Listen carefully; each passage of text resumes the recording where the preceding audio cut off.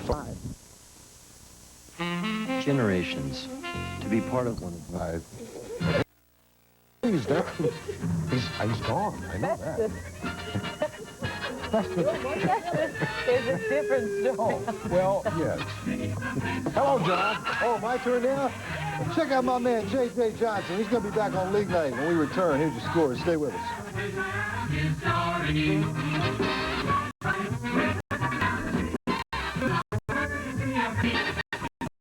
Night. Go bowling. Oh, that's a good idea. Let's go bowling. Let's go anywhere. Was it Jackie Coogan. Coogan. Not Joe Cronin. No, Who is Joe Cronin. You're getting very confused here. It's getting perplexing. Yes, it is. All right, let's do the high school football. Next year for high school football state playoffs into the semifinal round this evening as we take it out to Dundalk Community College. You betcha the Class 2A matchup between Overly and Middletown. Take it to Middletown with the ball. Quarterback Sean Ganley. Good pass up the far sideline. Jason DeLauder makes the catch, takes it in. Touchdown the Knights of Middletown take a 14-0 lead. Third quarter, the Falcons of Overly come back. This is the team of Bernard and Bernard. Bernard Fitchett, corner pattern right at you to Bernard Hopkins. He makes the catch. Overly closes to within 14-7, but that was as close as it got. Middletown added a field goal late to make the final 17-7. Middletown goes on to the Class 2A state finals. 17-7 over the Falcons of Overly tonight.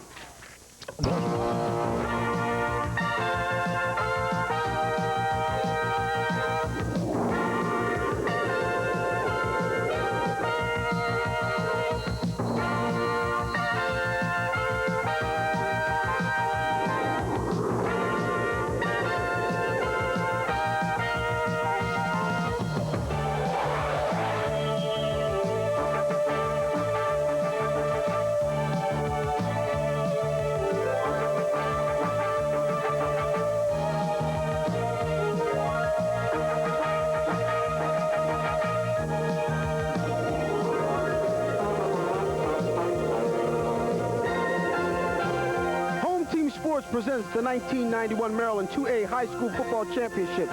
Today from Byrd Stadium in College Park, where the Allegheny Campers take on the Middletown Knights. It is a beautiful day for high school football, and today we have a great one for you. It's the 2A championships, Allegheny, Middletown, and look at the fans. They're excited, coming all the way from their respective schools to see this good football game. Hello, everybody. I'm George Johnson along with Ed Massoud. And Ed, this is a game featuring two teams kind of contrasting in styles. They both will do the same thing, but one can go deep on you. We'll start, though, with Allegheny. That features a very good running attack coming into this ball game, featuring Steve Milburn and Jeremy Hendrick. Yeah, the history of Allegheny High School has been that they use an inside running formation, and they try to blow you right off the field. Steve Milburn, fullback, is their leading rusher, leading scorer, and Jeremy Hedrick is just probably, as Jack Gilmore describes, the second best broken field runner probably in the state of Maryland. And then there's the quarterback, Danny Bauer. Now, there was a Bauer here in the state championships for Allegheny a couple of years ago, but it was Danny's big brother. That's right. His older brother, Scott, led the team to victories over Forestville in '88 and Damascus in '89, but Danny Bauer will be able to fill those shoes very well. He can run the ball on the option sweep. He also can throw deep if Middletown adjusts to them inside. Allegheny lost only one game this season. Their head coach, Jack Gilmore, coming into this ball game, taking on Middletown. We asked him before the game exactly what his game plan was. We know that Middletown has arrived here primarily on their defense and their defensive skills. We'll try to establish our game, which is the running game. We try to establish our fullback up inside, and hopefully we can work from there. We get our fullback going inside, then the outside stuff will go, our pitches and our off-tackle plays.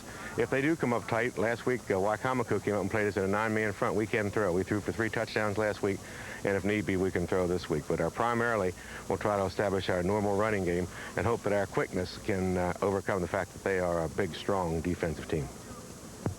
Defensively, they run a power eye primarily. They'll run some option.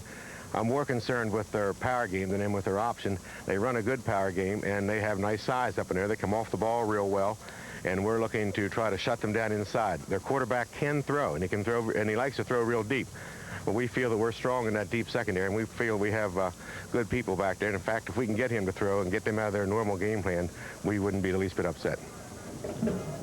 Jack Gilmore obviously concerned about this Middletown team. Now, Middletown comes in with a multifaceted type of offense. And, of course, if you have a multifaceted offense, it all begins with your quarterback being able to do a couple of things. That guy for this club is Sean Ganley. Sean Ganley, number 8, is really an option running quarterback. It fit well at Oklahoma. One of the things, though, is if you come in on him, then he has a tremendous arm that Coach Gilmore is afraid of, and he is a deep threat. And now, the deep threat that he'll throw to is Jason DeLauder, a guy where Ganley will fake you. He'll come up to the line and then step back and throw the long bomb to this guy. Yeah, and DeLauder has good speed to get deep. He'll be running from the split end position out of this multiple I formation, and Ganley will be able to get the ball to him. No question. You heard from Jack Gilmore. How about Tim Ambrose, the head coach of Middletown, and what he plans on doing as his club faces this tough Allegheny team? Okay, our game plan this afternoon, this beautiful day we have here with Allegheny, is we're highly respectful of their offense and their run, their ball control type game. So we're going to try to bring a few guys up on the ball and play a variation man-to-man zone and try to make them put the ball in the air if we possibly can. Try to really focus in on the basic running sets that they utilize and see if we can try to control it so they're not have it in their hands, so they don't have real long drives, so they don't run a lot of time off the clock. And offensively, we hope to spread them out a little bit, see if we can get the running game started early, maybe get in with the play action a little bit later, see if we can get the ball down the field, spread it out on the sides, stretch it a little bit, and maybe get it down the field on play action. And certainly don't want to turn it over to them. They've won ball games all year with great offense and then taking full advantage of turnovers and key field position. That could be just a killer. And then we want to try to keep it in our hands and out of theirs. So if we can do that, we think we'll be successful. Tim Ambrose, the head coach of Middletown, and all things being equal, what do you think might be the edge in this football game as we get ready for it? Well, you know both teams want to win. So they're coming in, the intensity level is going to be high. Given the turnovers and penalties, which are a big factor in any game, if it comes to the kicking game, we're going to have to put the edge with Middletown because number 30, Mark Reed, definitely is the advantage in the kicking game. So it's the 2A championships from the state of Maryland coming your way. Middletown taking on Allegheny. It's a good one. Stand by. We'll be back with the opening kickoff right after this.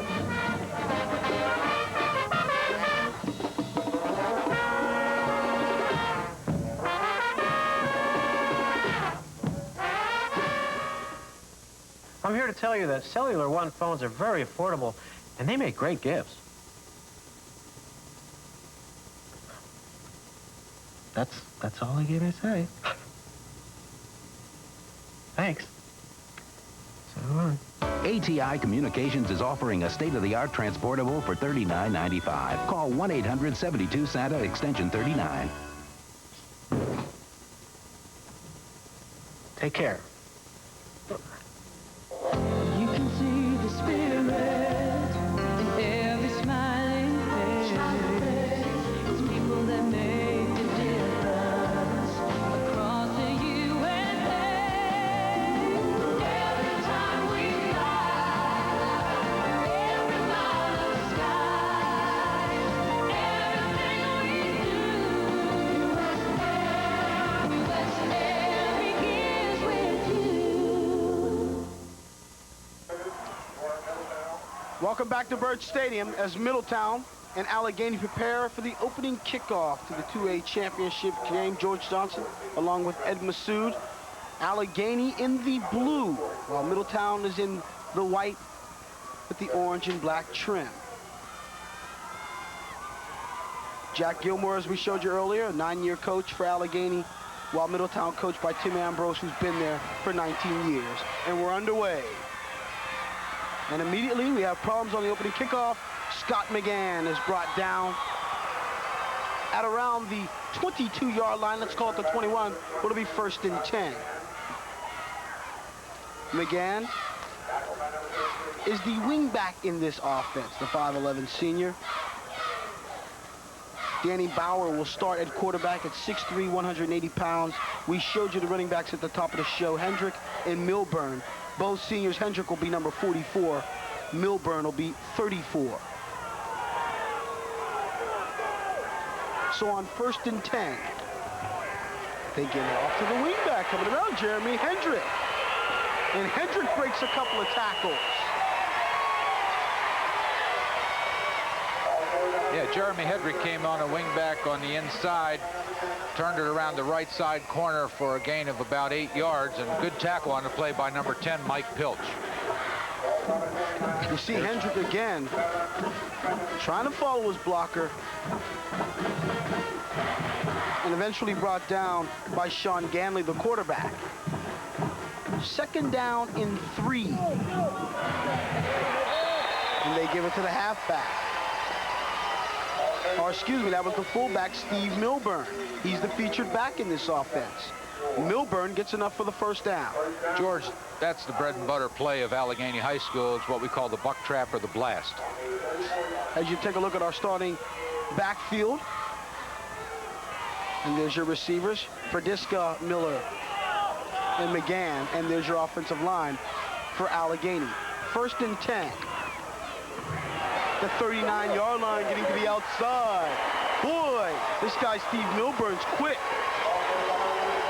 Quick pitch, close to another 1st down.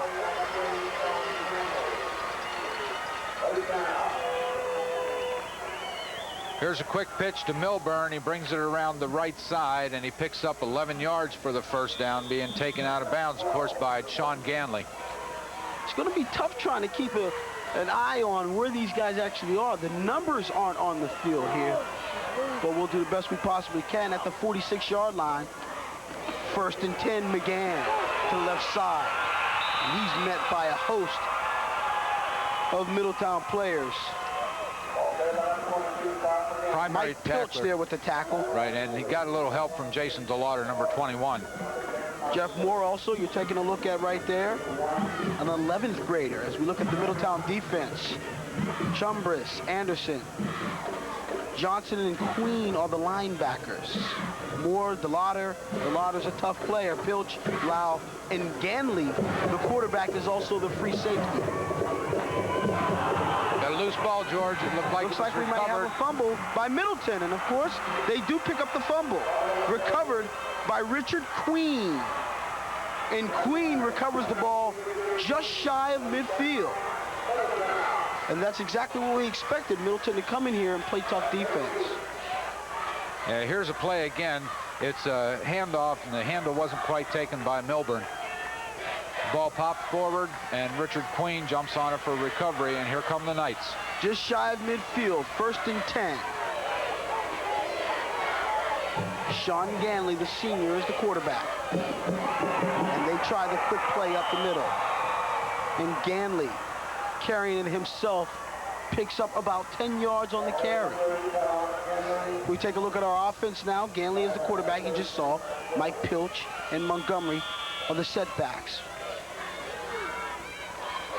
DeLauder, as we said, keep your eye on him. Richard Queen also might carry the ball once or twice in this ball game as they measure for a 1st down. And your offensive linemen, Buchanan, Potter, Payne, Chumbris, and Cross.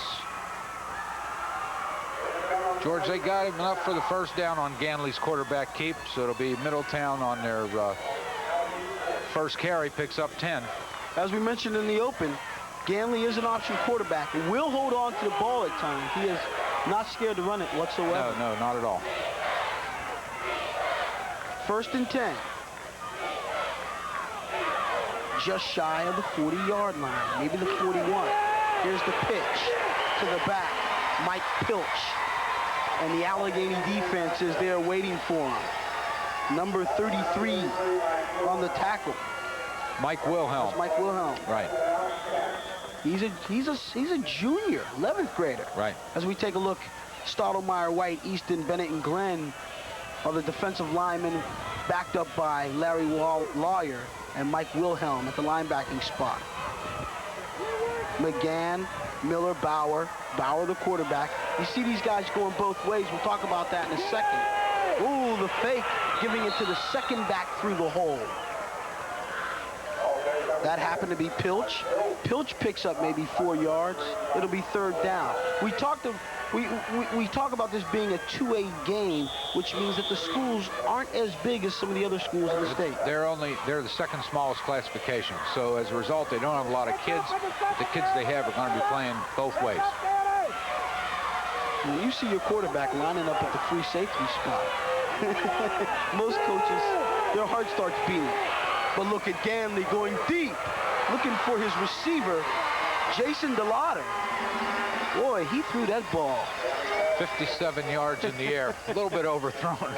But we were told he had a gun, and we just saw the cannon go off. We were also told that DeLauder is a deep threat, and they'll send him downfield. Yeah, exactly. Here it comes on the replay. You can see it was intended for DeLauder. It's overthrown by about 5 yards. Middletown finished the regular season at 9-1 as you took a look at Timmy Ambrose. Back to punt on a 4th down situation. Going for the coffin corner. And who kicked it? Sean Ganley. Who will do just about everything, it looks like, for the Middleton Knights. So he doesn't find exactly the coffin corner, but not good field position whatsoever for Allegheny as they find themselves now inside their 15-yard line at the 13. 1st and 10 for that offense, that Allegheny offense. Again, I look for the power football on the inside to get him out of the hole.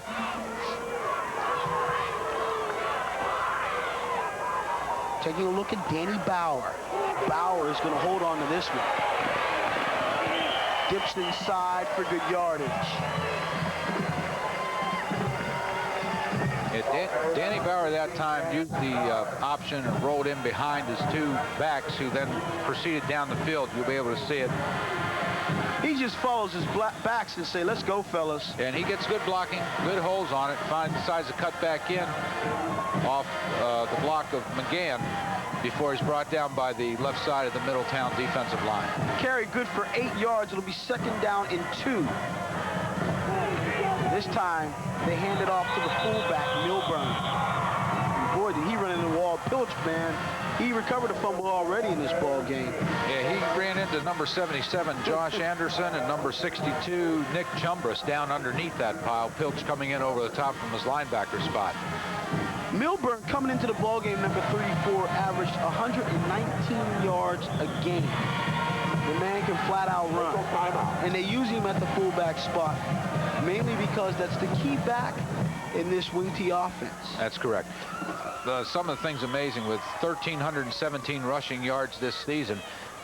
In 3 times so far this year, running from a fullback trap play, he has scored touchdowns of over 57 yards. And that's just incredible because fullback traps are intended to only get about 4 or 5 yards. Well, Milburn, with the carry, gets the 1st down. He's carried the ball now 4 times for 19 yards.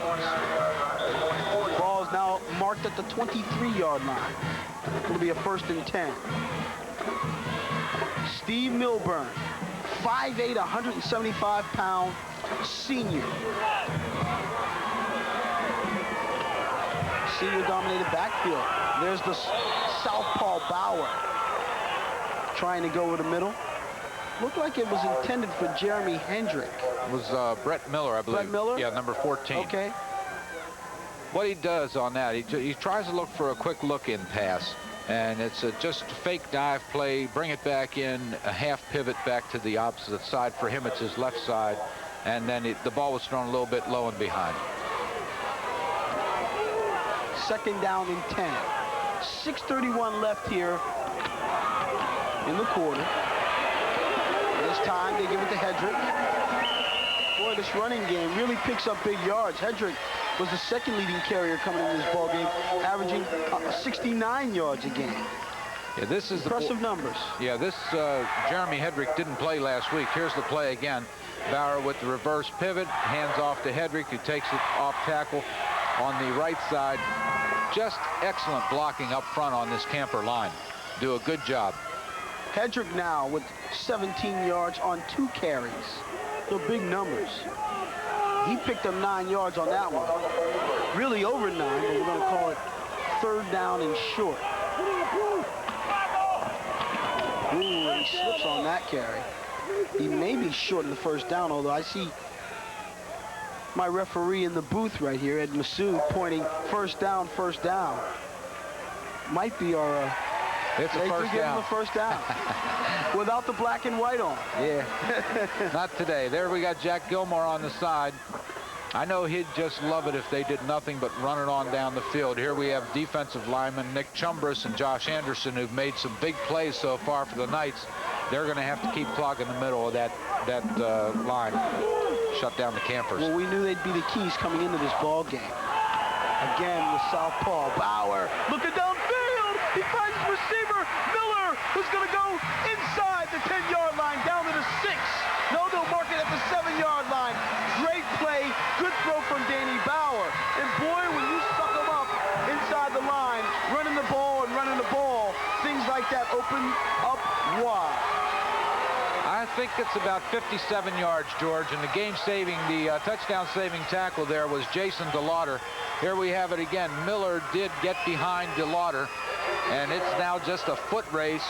Miller's going and going. I guess the legs got a little heavy, and DeLauder makes that the touchdown tackle dive to bring him down at the 7. They'll mark it at the 8-yard line. 1st and goal. 58-yard reception for the junior, the 11th grader, and Brett Miller. And all of a sudden, we've got a touchdown. Allegheny goes in for the score. Steve Milburn with the touchdown. Milburn with the 8-yard touchdown. Allegheny up 6-0.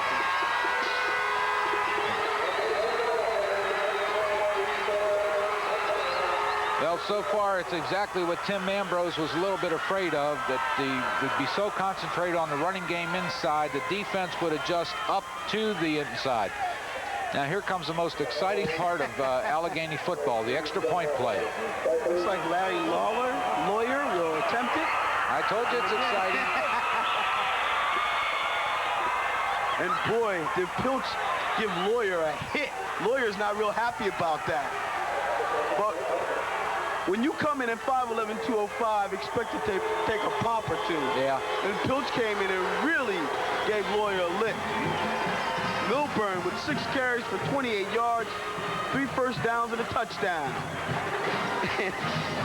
I told you the extra point play would be exciting. They haven't made very many of them this year. Now Lawyer gets popped right there. Well, you know, it's a live situation. He was not happy. It's a live situation, and nobody's telling what they're going to be able to do. So if you're on defense, your main job is to go hit a different colored shirt. And that's exactly what happened. The big key on that last drive, though, is that 58-yard touchdown play on 3rd and short. The defense adjusted, sucked up in. Bauer just rotated out, hit Miller deep, going down the left-hand offensive side, caught from behind by DeLauder at the 8, and then Milburn takes it in on the next play with a blast play for a touchdown, and the extra points missed. And here we go with the kickoff. Nice touch by the senior Danny Bauer on that 58-yarder. 5:24 left here.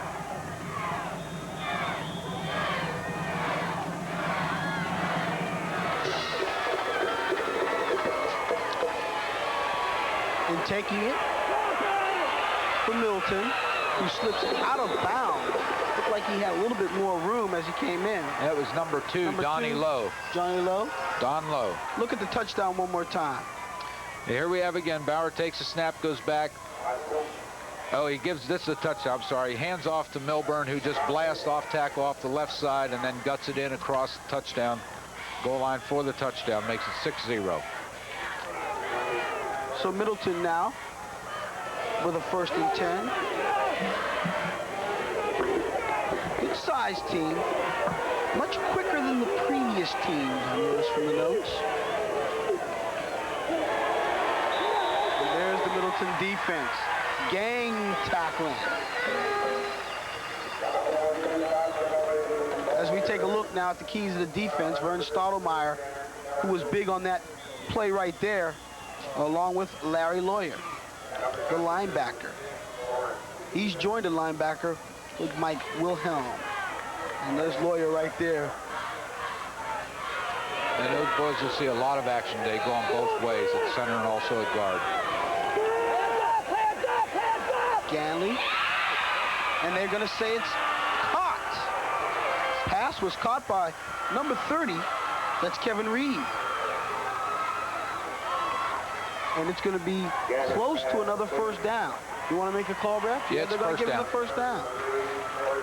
Yeah, he pulled it back and then Reed on a little square out pattern and made a good foot drag. High school rules like college, you got to have both feet in bounds, not like the easy catch in college where you're allowed to only have one foot. You both got to be down in bounds. Kevin Reed, the senior. I keep calling these guys seniors, and on one hand, you want to call them 12th grade. Right. Because seniors almost refers to the college level. And there's the defense again. Scotty McGann. All over number 42, Scott Montgomery. Montgomery, just a 10th grader in this ball game. Right, and he's running the fullback spot and out of the eye. That's a critical spot from a I formation. And here we have Ganley goes back, sets up. And he has a nice little touch on that pass. For a guy that's not supposed to be a good short passer, but a deep threat, he did a good job getting that ball to Montgomery, but was for a loss of a half a yard. Loss of yard. So we'll make it now 2nd down and 11 as we push the 4-minute mark. Ganley again. This time, he drops it off for number 2. Danny Lowe, and there's the defense again. And this time, it's Steve Milburn on the play. Yeah, that's the fullback playing outside corner defense. How's that grab it? He is good.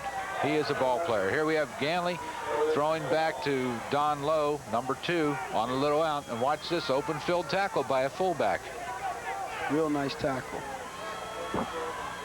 Milburn, keep in mind, also ran for the touchdown of 8 yards. Look at this, George. We have trips right. Trips right. And Ganley looking downfield and going for all of it. Back there on the defense, though, nice play by Brett Miller as the pass was intended for Kevin Reed. That'll make it a 4th down situation. I believe the man who finally got downfield deep was number 31. Might have been Mark Beck. They all 3 started down and then flared off with the rocket. And there we have Beck, and great defensive play by Miller. He gets up and gets the hand. He could have made an interception on that play. But be that as it may, it is now a punting situation. Ooh, and almost blocked by Allegheny. Taking this one is McGann. And McGann getting down the sidelines. Ooh, and the ball pops out on a nice hit. But it was out of bounds, and it'll be 1st and 10 for Allegheny. He took a shot out there on the sideline. Yeah, both by Richard Queen, number 19, and Mike Pilch, number 10. I saw McGann, here it comes again on the replay. And the punt is very nearly blocked. Toby White almost on that one. And McGann fields the ball, and again, they must have a return right. He gets rid of the first man down and then brings it back up the field. I believe the ball is now 1st and 10 for the Campers at the 49-yard line. 20-yard punt return for McGann. And Bauer finds nothing doing. No, that was just a very good defensive play. Josh Anderson in on that one. Also number 62, Nick Chumbers. Yeah, we just had their pictures here not too long ago. We're going to see them all day again. They knew that. Bauer this time looked like he just wanted to keep it an option out to the left side. They blew the gap where the guard pulled from. Nobody was there and might have been able to take the handoff. Loss of 2 yards. It'll be 2nd down and 12. 2.5 minutes left. McGann. Counter. And they show that counter. And look at the running back. Look at that run. Jeremy Hedrick with the run. Takes it inside Middleton territory. About 16, 17 yards on that carry. Down to the 36-yard line. He reverse pivots and hands off to the left halfback coming back through the right side. Good little counter play and breaks the tackle. And again, we've been told about his broken field running ability. He showed it there. Galata finally brings him down, but he broke a tackle from Sean Ganley, a one-on-oneer, to get the nice yardage. McGann with the carry. Pickup of maybe a yard, where it'll be 2nd down and 9. We take a look at an all-senior backfield for Allegheny and Bauer, McGann, Hedrick, and Milburn. And brings to mind something we were told, that Bauer, Milburn, and McGann are very, very good friends. In fact, they've been together since 7th grade. Yeah, well, the whole team is extremely close, both on and off the field, and I think that's part of it. They're very unselfish. You just saw Jack Gilmore, 9 years at Allegheny, and that's his money player right there, Stevie Milburn. With the money play, just the blast, basic trap play. Milburn gains maybe 7 yards on that carry. It'll make it 3rd down and 2 as we approach the 1-minute mark here. Middletown has got to toughen up here a little bit, but they still can't toughen up too much on the run, or they'll be caught over the top. Backfield, and going for the 1st down is the quarterback Bauer. And he's probably a little bit short. Stopped again in there by Anderson, helping out number 78, Rory Payne. And that defensive front line of Middletown has not really been doing too bad of a job. There have been a couple little plays here and there, broken tackle by Hedrick, and the one big pass for 58 yards over the top. I really do like the way the crispness, though. Watch the offensive line fire out, move that ball. They advanced the line of scrimmage down the field, led by Stottlemyre. So now on a 4th down and 1, Allegheny's going to go for it. Oh, and Middleton jumping. They better watch before they're offside. Oh, touchdown. Milburn, who's going to go in for the score? Touchdown. Allegheny with no time left in the quarter. What a great call. But you got to know that's what they're going to run. Absolutely. The other thing is they ran it. That's the first time they've run it back to the right side. It was a bit of a delay.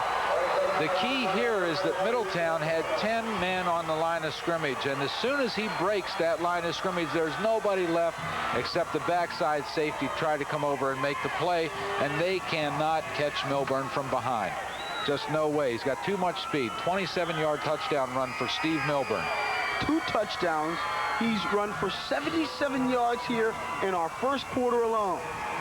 Ganley had a hand on him. DeLauder had a chase on him, but it didn't matter. And we have a flag on the play. Haven't seen many flags. In fact, that's our first flag of the game, right? Yeah, I believe that's the first penalty. First flag of the game, which comes at the end of the 1st quarter. Dead ball, snap infraction, blue. Well, like we say, the extra point conversion has been the biggest challenge of Jack Gilmore's career. And it continues once again. Look at this. Yeah. Extra point conversion, going for 2 to try to balance it out, and they've snap infraction, used 5. Well, let's see what happens. So here they are at the 13-yard line now. Let's watch for the option roll right. As they go for 2. Okay. They're going to pitch it. Oh, but the defense is waiting for him. The only reason I said that, George, is last week in their game against Wicomico, it's the only time they scored the extra point was option roll right. Option roll right. Well, we've come to the end of the 1st quarter. Allegheny has a 12-0 lead over Middletown as they battle for the championship of the 2A state of Maryland. Back right after this.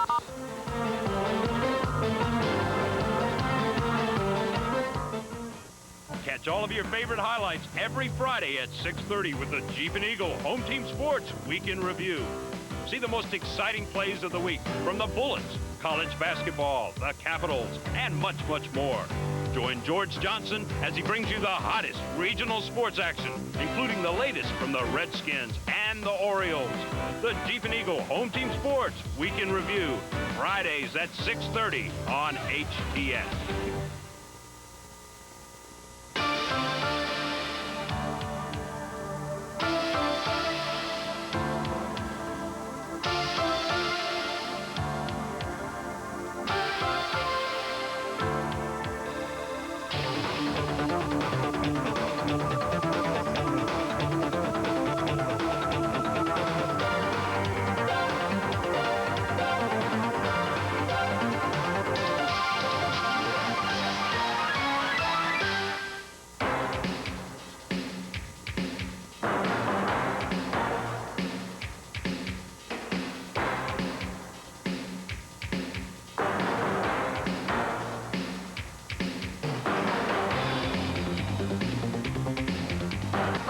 I'm wrong, as quick a fighter as Tyson. I think the Washington Bullets have really captured the city's imagination. Absolutely.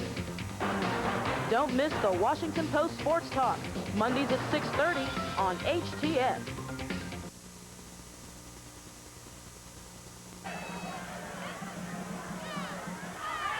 Back here at Byrd Stadium, George Johnson along with Ed Massoud as we watch the battle for the 2A championship in the state of Maryland. And Allegheny leads 12-0, accumulating 162 total yards. Back, taking the kick. Pilch now will pick it up. And a fine run, despite the fact that they had a miscue. Don Lowe couldn't hold on to it, but Pilch takes it outside the 20. That's all you can ask for. Good tackle there by Sean Ferdiska for the Campers. Looked like Lowe was going to take that kickoff return. Then the ball slipped through his hands, and fortunately Pilch was behind him. He could pick it up and run it.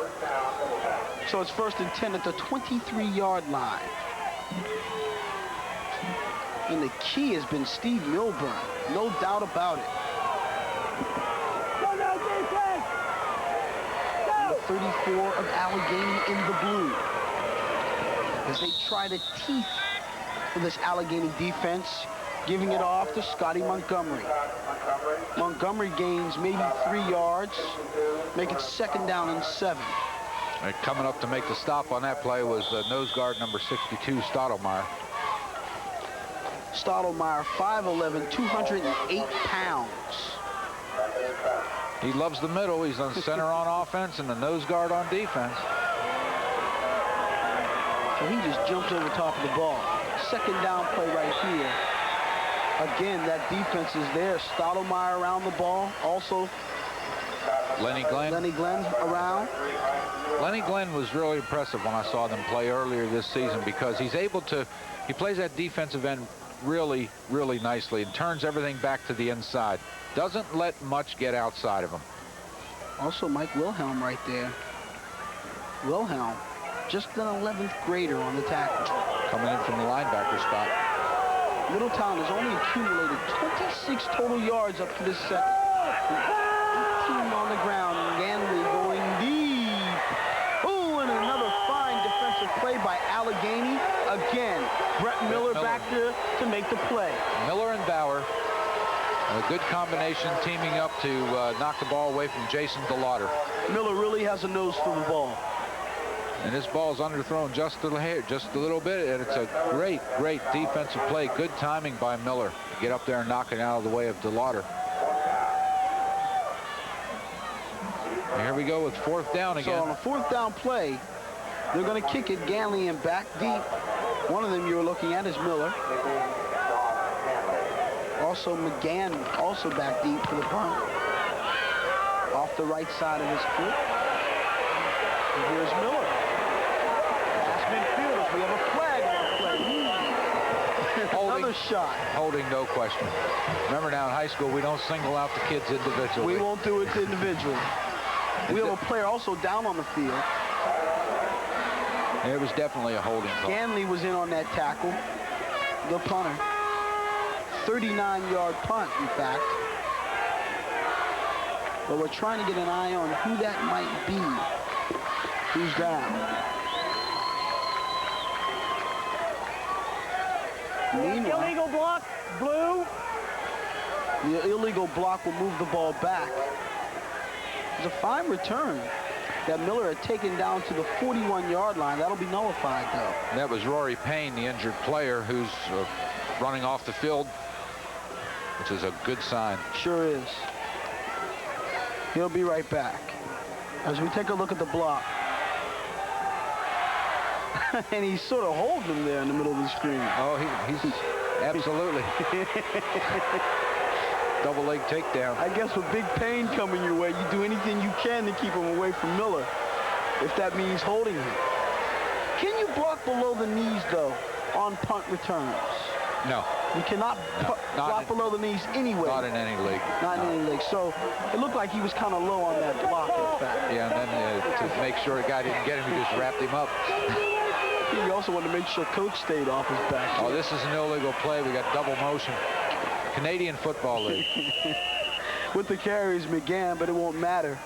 As all of a sudden, It's The dirty left laundry. halfback right, and right halfback left, and you can't do that in high school ball. But now all of a sudden we're starting to see a lot of penalties on the field as we enter into the second quarter. You know, sometimes it happens. The temper's flared on the extra point attempt, and it kind of builds. Then you get another touchdown, you know, and it kind of gets away from you.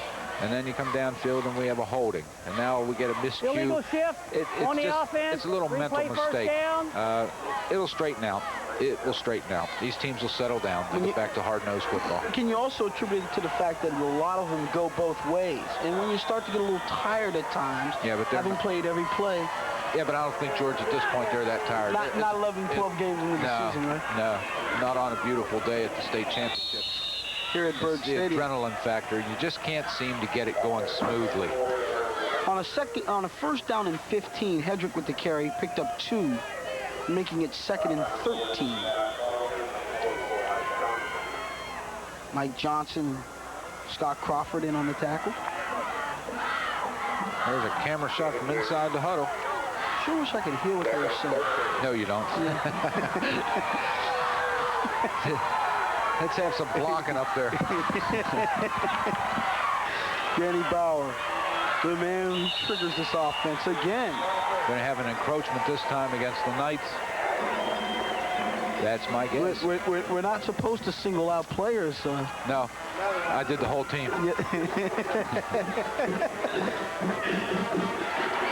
Well, they get the 5 yards back from the illegal procedure penalty from earlier. That's Jack Gilmore. Right. Yeah, Jack's a big man. You can't miss him. And Timmy Ambrose. Timmy Ambrose. Gilmore, 5-time state champion. At Allegheny, this is their 10th appearance, looking for the 6th title. Won it in 79, 80, 83, 88, and 89. The Allegheny Campers. Yeah, but this time, Middleton is up for the task. And boy, we've been looking at Crawford a whole lot as he makes the tackle right there, and that's sportsmanship. Oh, yeah. Well, the thing that's nice about it, when Tim Ambrose said they'll use a basic 50 and they'll move it around and monster it, try to make some adjustments. They'll do a lot of slanting and a lot of overshifting, and that's what we're seeing right now.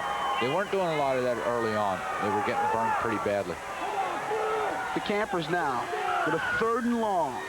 9 yards for a first down. 8:20 left here in our first half over the middle. Good defensive play and intercepted. And the interception made by Richard Queen. That ball was intended on a look-in pass, slant in to number 14, Brett Miller. The ball was tipped, and Queen came up with the interception, giving the Middletown Knights their best field position. It was tipped by number 44. That's Mike Johnson. Mike Johnson, and then brought in by number 19, Richard Queen. This is the best field position the Knights have had all day. They're inside the 45-yard line of Allegheny, in fact, down to the 41. Queen, tremendous on defense with an interception and a fumble recovery. His latest turnover gives his club good field position. But there's that defense. And look at McGann drag down the runner. Carry made by DeLauder. But McGann is there saying, no, no, no, come here. McGann, excuse me. Yeah, here it comes again with the pitch to Lowe. He's trying to turn the corner, and Scott McGann just plays it tough coming up from that corner spot. Drops him for a loss. McGann coming into the ball game, 4th on the team in tackles with 72. Clock still running. Both teams keeping the ball on the ground. 2nd and 15, loss of 5. All the draw plays work. Carry by Donnie Lowe. And Lowe with big yardage. Gains about 9 yards, 8 yards on the carry. Of course, 2 plays are basically designed to really stop an aggressive penetrating defense. The draw play, which you see here, in the screen play. And I look for Middletown to go to those if they, in order to try to control that defensive charge of the Campers. Wilhelm with the tackle.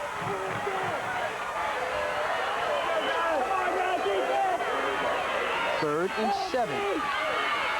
Middleton, threatening. Really key third down play for them. Open receiver. Wide open.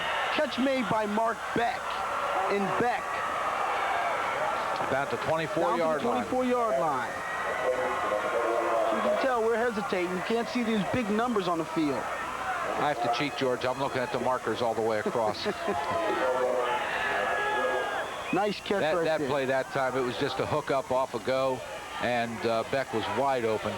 Ganley had good ball handling skills. I guess that's why he's such a good threat. Not only as an option runner, he can maneuver that ball real well and hide it real well. I formation. Pitching it to the deep back, Pilch. And there's a fumble there. I think the whistle blow. The whistle blow. Great play by Steve Whistle was Milburn. blown. Steve Milburn just made a fantastic play on that last one. Really did. Pilch is a big guy to take that pitch off the I formation. But Allegheny really stands the ground well. Well, here's the pitch again out of the eye. He has his up back is leading the way. Mike Johnson. And Milburn fights off the block of Johnson and comes in and takes Pilch down. You know who else is really aggressive? Is that Wilhelm, number 33. Number 33. Second down and long. Over the middle, another wide open receiver. DeLauder scores for the touchdown. Brings Middleton within 6. 21-yard touchdown. That's what we were told earlier. They're going to try to use the pitches off the eyes to set up going over the top. DeLauder has been open a lot all day. Previously, Brett Miller has been able to come back and make recovery to get in position to knock the ball down, but that time there was just no chance. The fake was so good that Brett got sucked to the inside. DeLauder broke to the outside. It was wide open. 21-yard touchdown. Ganley with a nice throw. Now for the extra point. And again, a miscue. It's going to be picked up by Richard Queen, but it won't matter. We're going to stay at 12-6 with 5:23 left here in our first half. And Tim Ambrose does not look happy. And being at Middleton for 19 years, he's seen a lot of good and a lot of bad.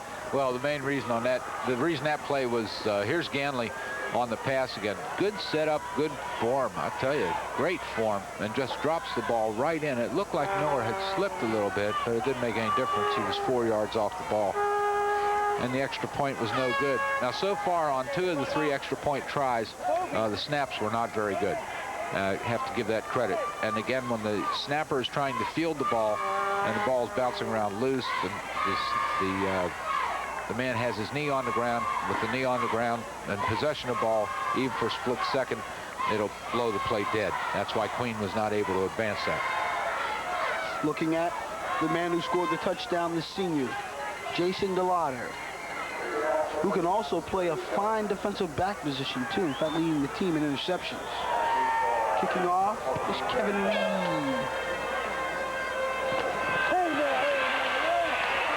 And quickly, Scott McGann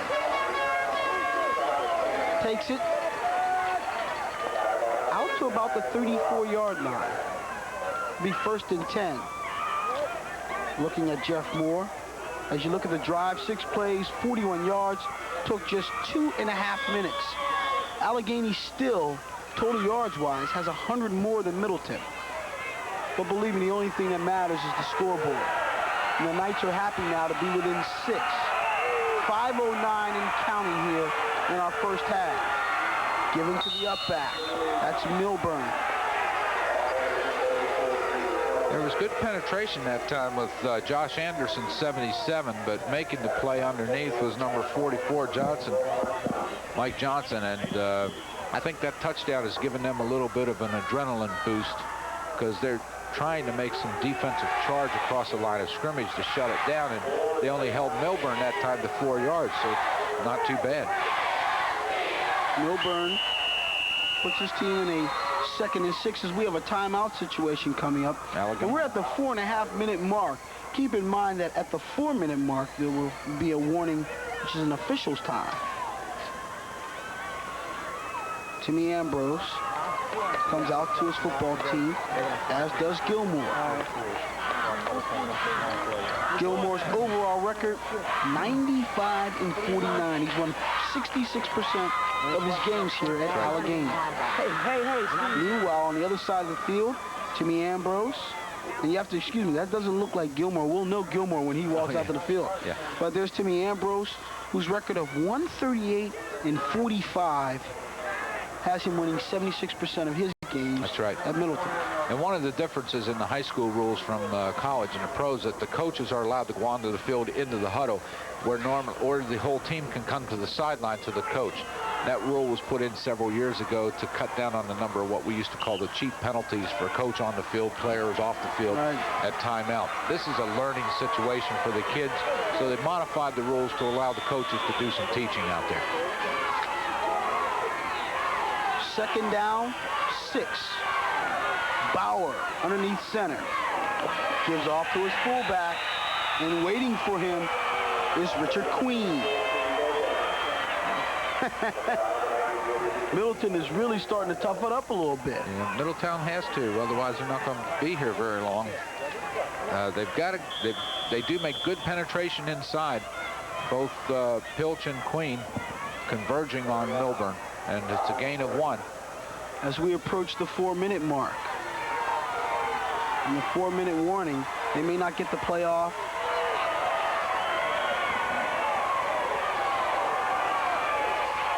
Well, they are going to run a play, despite being under 4 minutes, as they fake it and give it to Hedrick. Looks like he's Allegheny's got the first down. Good run by Hedrick. Good for about 6 yards. As you take a look at the folks here from Allegheny, it's funny, not a big community, and it almost seems as if everybody from Allegheny is here. Yeah, if they're not on the football team, they're in a band. And that is the They must have biggest about band. 140 people over there. Down in the end zone. Big band. Last home game, Allegheny reported to have 12,000 people there. Do they love their high school football up there or what? Sure. They sure do. There's the counter. Hedrick inside. That's out of a community of 20,000. Yeah, and I think everybody fits into Greenway Avenue Stadium when it's the Fort Hill Allegheny game. So that's actually a place where the saying, be there or be square. Yeah, you're right. You're right. And everybody's there. And we do have an injured player down with an official's timeout.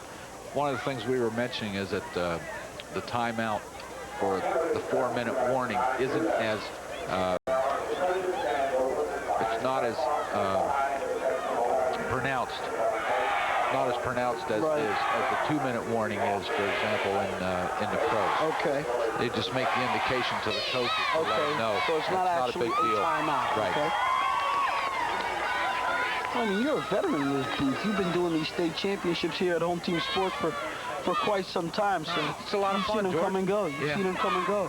Yeah, but I'll tell you what, I've seen Allegheny here before. I've seen Middletown here before. Middletown, in fact, got here through Chopticon last week and 2 weeks ago, 33-28, and then beating Overly of Baltimore County 17-7. Tim Ambrose feels that those two teams were much quicker than Allegheny. The Campers, on the other hand, got here by beating Oakland Mills of Howard County 21-7, and last week they just destroyed Wicomico 46-6. You were up at that game. Yeah, and they held the score down. They really held the score down. It was 32-6 at half. What was working for them in that ball game? I think it was a combination of their offense and Wicomico over-adjusting defensively that opened everything up in the passing game. And then when they were so pass conscious, they couldn't stop the run. They just got beat. Josh Anderson was the player who was down. Went off the field on his own power. 3.5 minutes left here in our first half. Bauer fumbles the ball, but then recovers, throws downfield. Ooh. In and out of the hands of Brett Miller. That would have been another 6. And turnaround's fair play because Jason DeLauder broke up the, I think by waving the hand in front of the vision, caused Miller to drop that ball. Just at the last second. And of course, Miller's broken up 2 passes on DeLauder. Right. So it's a battle that we've been expecting to see all day long. DeLauder, who leads the team with 5 interceptions, 3 of which were game winners. Within the last minute of the Right, game. and of those 3, 2 of them were in the last minute of the game. Big-time player in Jason DeLauder. 3rd down now. Again, they try the inside, and Middleton says, So it's going to make it a 4th down situation. 4th and long. And you know, and Allegheny will probably punt. And Middletown really has come on with a little bit more desire, and they picked it up a little bit on the defensive side of the ball, because I believe this will be the first time that Allegheny's had to kick it away. Scotty Crawford makes the hit. It's almost as if they scored, and you can see all of a sudden that confidence come back. They say, listen, momentum. We belong back. We belong out here. Right. They're going for the block. Almost got it. Richard Queen calls for the fair catch on the 23-yard line. And it was number 41, Scott Crawford, that almost got in to block that punt. That's why they had to, when they have the block on, they generally have the fair catch as part of that move, so they don't leave the guy wide open downfield. So Middleton now trailing by 6. Just over 2.5 minutes left here in our first half. They have possession of the ball. First 3 possessions, 21 yards. Their last drive, though, going 41 as they're trying to turn the tide here in the state championship game. Oh, and a fake. And downfield with a nice run is number 31, Mark Beck. And Beck with big yardage. The 11th grader takes it out to about the 43-yard line. He was the 3rd guy to handle this ball. We had the reverse play back, and he made a real good plant move to cut back to the inside off Scott McGann and turn it up downfield for about a 20-yard gain. 20-yard gain. Little trickery and deceit by the Knights. This time it's Scott Montgomery, the 10th grader, with the carry. Well, when you're a head coach and you have a 10th grader playing on the varsity and contributing, makes you sigh a little relief right there, knowing that you got him for another 2 years. Well, that's one way to look at it. That's a good way to look at it. Is there a bad way to look at it? Well, the bad way to look at it is you'd rather have a senior in there in a game like this. Right. And, of course, if you don't have them, then you can't play them.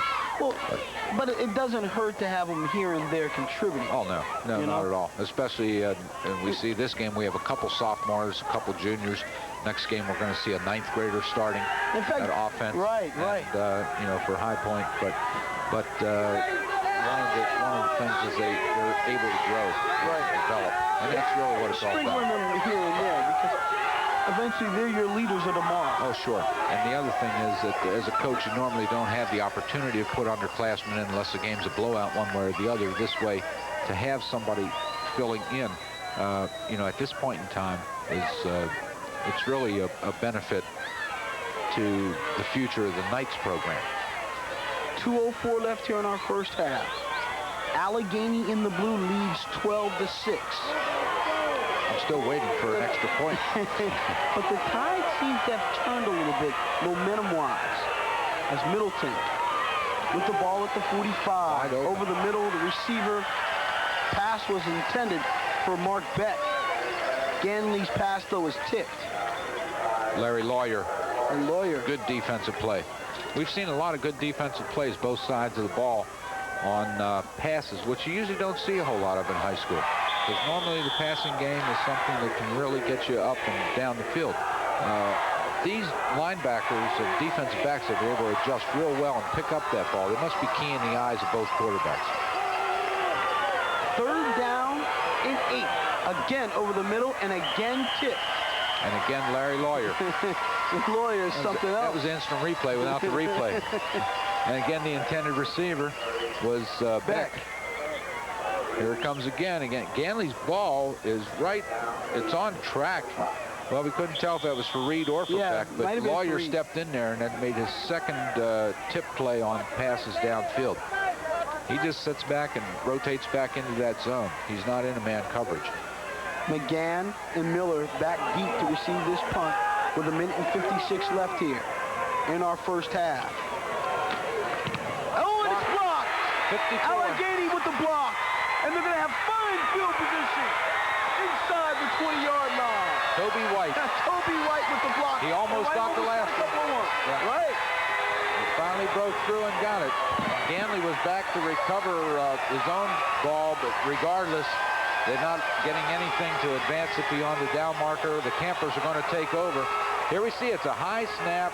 The punter, Ganley, has to adjust. The blocker tries to block his man around, and White reached out the right hand and brought it in right off the shoestring. Just made a tremendous individual play by Toby White. He ran through Jeff Moore, the blocking back. Now inside the 20, and all of a sudden the Allegheny crowd getting involved. And it was Jeremy Hedrick on the carry. With the carry. Gain of 2.5. 125 and counting here in our first half. Allegheny with a chance to put another 6 on the board. We want to say 7, but as you said, well, maybe 8. Nothing is guaranteed extra point-wise here. Again, Hedrick. Good. Ooh, and there's the defense. Good play by the defensive end to string it out that time. And there, number 10, Mike Pilch. Boy, he can hit you. In fact, the Frederick County Defensive Player of the Year in number 10, Michael Pilch. He's the senior. Boy, when he hits you, you feel it. And Mike Pilch, just an outstanding defensive star for the Knights. And so we have another timeout on the field. Here we have one of the assistant coaches from Middletown.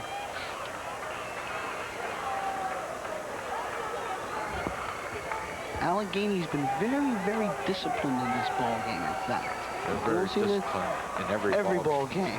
That's part of Jack Gilmore. They don't seem to deviate too much from what they're going to do. No. Well, here's the thing. They'll tell you up front, this is what we're going to do. It's your job to stop us. We're coming here. We're listening now on the huddle for Allegheny. We may have missed that, but that was Coach Dan Keller, assistant coach Dan Keller, talking with the offensive unit in the huddle for the Campers. And Jack Gilmore, you just saw the head coach of Allegheny. His team threatening. 3rd down situation. As they go with the option pass. Miller, ooh, and the pass is intercepted by Ganley. Key play for Middleton right there. The pass was tipped by Don Lowe, and Ganley picked it off for the interception. But the mistake he made, he tried to run it out of the end zone. Instead of downing the ball and coming to the 20, they're now going to start 1st and 10 with 97 yards to go in 53 seconds. The other way, they would have had 80 yards to go. Here's the replay. We got the reverse halfback option pitch from Miller. Gunned it down the field, and it was out of Lowe actually broke that play up. And then Ganley made the interception. He should have downed it. Sean Frediska in the end zone pounding the ground. Yeah. He knew it was 6 if it had just gotten by Lowe. It was 6. 53 seconds left here. Middleton probably will just keep it on the ground. Ooh, they better watch out. Get it out of the end zone. That's Queen on the Queen carry. with the carry. Boy, that was close. Allegheny aggressively attacking the running game. Could have come up with a safety on that play. It was very, very close. I was surprised that he would try but remember, we've been told that he can put the ball up in the air, and with just a few seconds left to go on the clock, if I were Gilmore at this point, I'd probably put another defensive back in and hope he doesn't go deep. Well, being down 12-6, they've got to be happy, especially after the block punt, to just get out of here down 6. So they're just going to keep it on the ground. Oh, and with the carry right there is Jeff Moore. And that'll be the last play, maybe, of this first half, although the clock has stopped. Is that just to move the flag? To move the chains, yeah. So that could have been our last play here in the first half. Of course, there are a lot of thoughts if you want to be an armchair coach. And one is take a timeout and go with a Hail Mary. Kind of work for the Dallas Cowboys the other day. That is the end of... Or the other one is be happy with what you got, that you're only down 6 to a 5-time state championship team, and I think, win at halftime 12. I think that man right there is very happy to walk off down 12-6. Allegheny came out fired up in the first quarter. Middletown was able to score in the second off a touchdown pass, but being down just 6, they'll regroup and come back. We'll be back also with more from Byrd Stadium, Maryland 2A Championships.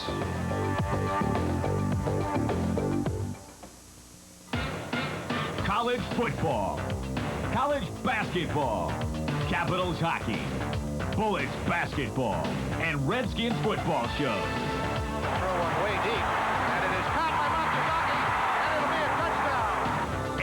HTS's fall lineup is packed with over 600 regional and national events. We deliver the sports you want to see. So don't miss out on all the action this fall on HTS.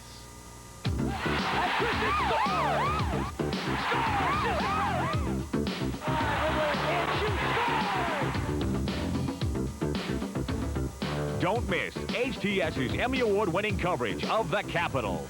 Al Koken will have interviews and highlights. Jeff Rimmer and Greg Laughlin will call the action as the Caps shoot it out against the Calgary Flames. Friday at 7:30 on HTS. Catch all of your favorite highlights every Friday at 6:30 with the Jeep and Eagle Home Team Sports Week in Review. See the most exciting plays of the week from the Bullets, college basketball, the Capitals, and much, much more. Join George Johnson as he brings you the hottest regional sports action, including the latest from the Redskins and the Orioles. The Jeep and Eagle Home Team Sports Week in Review, Fridays at 6:30 on HTS. Back here at Byrd Stadium, George Johnson along with Ed Massoud as we bring you the Maryland 2A Championships. Allegheny leads 12-6. We've got some first half highlights. And Ed, they all happen to be touchdowns. Yeah, and here we have Danny Bauer under center taking the snap, reverse pivot, hands off to Steve Milburn on a blast play over the left side, takes it in 8 yards for a touchdown. And he really made a great second effort to get it in the goal line. That brought it up 6-0. The point after was no good. Here again is Allegheny with the ball, and it's a straight handoff play to Steve Milburn, again going over the right side this time. The same play reversed back, takes it in 27 yards for the touchdown. That brings it to 12-0. The extra point attempt no good. The next series coming down, Sean Ganley, reverse pivot, fake dive, throw back to Jason DeLauder, who's running an out pattern, 21 yards, takes it in for the score. That brings us up to the halftime score of 12-6 with no extra points. We take a look at our first half stats. 118 yards on the ground, 118 on the ground for Allegheny, that of the 176 total yards. Now, even though 3 turnovers for Allegheny, picking them up, they were able to turn one of them, I'm not mistaken, into a touchdown. That's right. On the other hand, Middletown with 1 turnover and having its troubles. Still down 12-6 here at our half. When we come back, we're going to have third quarter action. That'll be from Byrd Stadium. Allegheny leading Middletown in the 2A championships for the state of Maryland, 12-6.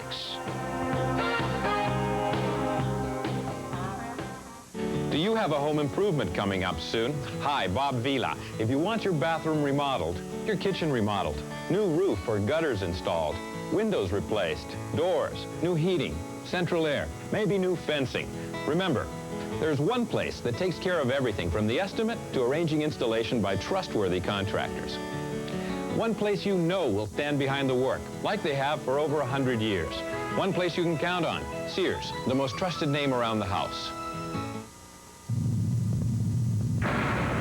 Listen up! I'm not here to babysit your panty waist. I'm here to make you better Nintendo players. So what does Mario do here, Mr. Jackson? What? Wrong. You. Wrong. Do a little dance. Wrong. To get better at Nintendo, pick up Super Secret Game Kits on packages of Pepsi. Best of all, you could win one of thousands of Super Nintendo Entertainment Systems delivered via Federal Express. Bo, I want you in my office now. This kid's an animal. You could win Super Nintendo with Pepsi. Back here at Byrd Stadium, looking at the new press box here on the campus of the University of Maryland, and boy, is it beautiful inside. But outside, we're looking at the 2A state championship football game, and Allegheny leads Middleton, or Middletown, that is, by the score of 12-6. Middletown opened up the season with a loss to Thomas Johnson, 3-0, and then from then on, swept everybody they ran by. Right. Meanwhile, Allegheny also suffered 1 loss in the regular season, losing to St. Albans in D.C., but other than that, they've been perfect also. And we're underway here in our second half. Middletown and Pilch takes the kick. And Larry Lawyer in on the tackle. He was the kicker and gets down. You know, the cardinal rule when you're coaching football is that somebody has got to take the kicker. Here's the one where it really hurts. In this level. Now, when you get to the bigger levels, you're not really too nervous about Gary Anderson or somebody. Although Chip Lohmiller will come down and lay a boom on you. That's right. Some of these kickers are a little smaller as they get up, but when you're looking at Larry Lawyer, they're not paid that much either. Not paid enough.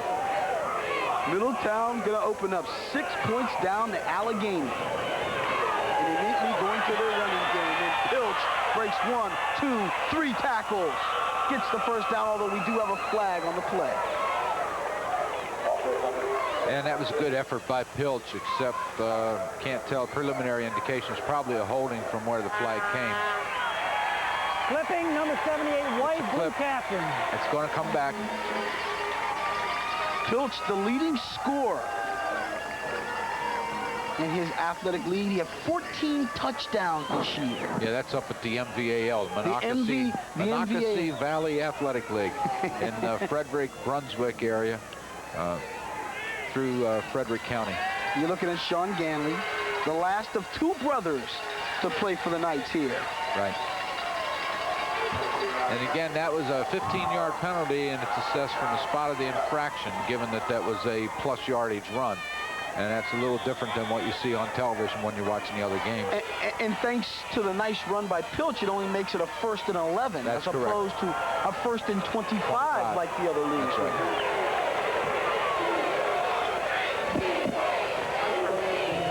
Ganley with the I formation. Pitching it to Pilch, the deep back. Ooh, and he cuts inside. Gains nice yardage on a first play. On a first down play, excuse me. And there was a good stop that time by the quarterback, Danny Bauer. Well, number 72, early, Easton. Was it Forrest Easton? Trips him up, and then Bauer shuts it off. But right here, you'll see, right here, he will plant, cut, go back inside the block. 72 drags the foot down, and then he's finished off by Bauer. Did you see the block, though, by Mike Johnson? He hit one player, then got ahead and hit another player. Second player. Yeah, that's not bad. When you got a fullback doing that for you, 11th grader.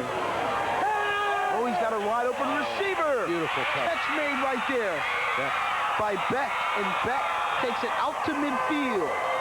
Beautiful touch on that pass by Ganley. 25 yards. You know, we were told that he wasn't a real good intermediate level passer. I'm going to tell you something. He has a great touch for an intermediate level pass, and when he needs to go deep, he can crank it up.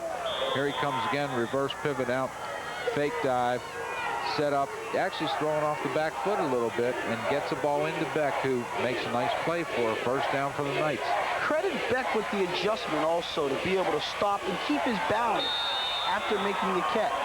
And there's Ganley on the quarterback keep right up the middle for about 8 yards. Ganley did that on the first play of the game. Opening play for Middletown. Sorry, his gain is 7. Takes it in camper territory, down to their 43-yard line. Here in the third quarter of the challenge for the 2A championship, and they run the reverse. And waiting to make the tackle there was Scotty McGann. That was Richard Queen. I'll tell you, the defensive ends for Allegheny are really well schooled. They stay home. Here you'll see the fake handoff, the reverse, and there is the corner coming up. Actually, he's a corner and a 5, but he plays it so tough. He plays as though he's a defensive end in a 6. And nothing gets outside of him. Look at that. There's Richard Queen, not only carrying the ball on the wing around, but also with his fumble recovery and interception today on defense. Fine defensive day for him. Pilch, the outside, McGann again forcing him out of bounds. You know, George, this is a nice drive by Middletown, even considering the fact that they had that 15-yard penalty for the clipping, the illegal block. They started downfield, probably at about their 22-yard line on this drive, and now they've advanced it across midfield, and they're down inside the 30. Taking a look at the 34-yard line. Timmy Ambrose, the head coach of Middletown. 19 years with this school. Second down situation for Middletown. The fake, the give. Pilch is met by a horde of Allegheny camper players. And down underneath, he hits 72. Forrest Easton again. Lawyer also inside on that tackle. I tell you, Pilch is a workhorse. Absolute workhorse.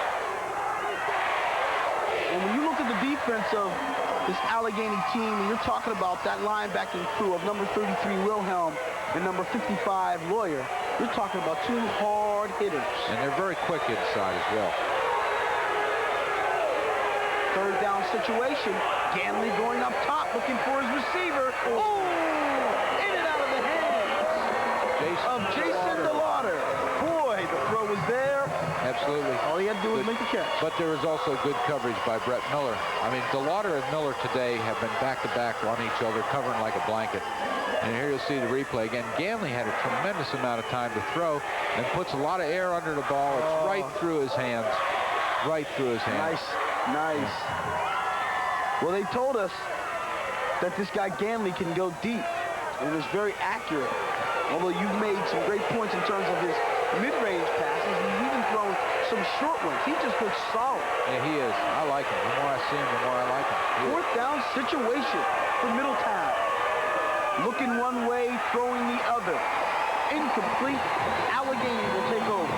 And I'm going to tell you, there was a great block made by number 32, I believe, was Jeff Moore, who's a defensive back that was in a backside blocking. Otherwise, Ganley was going to get nailed.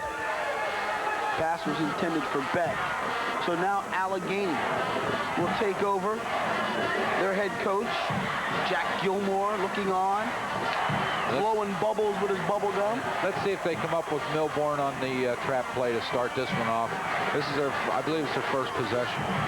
The bread and butter of Allegheny is to give it to number 34. That's Steve Milburn.